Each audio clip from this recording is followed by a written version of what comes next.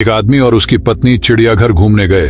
वो देखते देखते वो बंदर के पिंजरे के पास पहुंचे। वहां उन्होंने देखा कि एक बंदर अपनी माता के साथ बड़े जोश से खेल रहा था। यह देखकर पत्नी से अपने पति से कहा, देखो कितना रोमांटिक जानवर है, अपनी माता के साथ कितने प्यार से खेल रहा है। तब पति चुप रहा। तभी पति पत्नी आगे गए तो उन्हें शेर का पिंजरा नजर आया।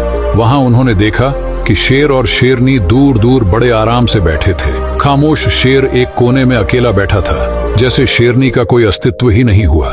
देखकर पत्नी ने थोड़े दुखी मन से कहा, कैसे जानवर हैं, बिल्कुल अलग ही बैठा है, जैसे शेरनी को जानता ही नहीं।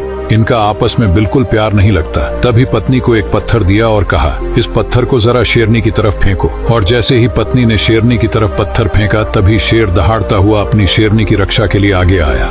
अब पति अपनी पत्नी को एक पत्थर और दिया और कहा, अब इसे बंदरिया की तरफ फेंको। जैसे ही पत्नी ने पत्थर फेंका, वो बंदर अपनी मादा को छोड़कर खुद की जान बचाने के लिए तुरंत पेड़ पर चढ़ गया था।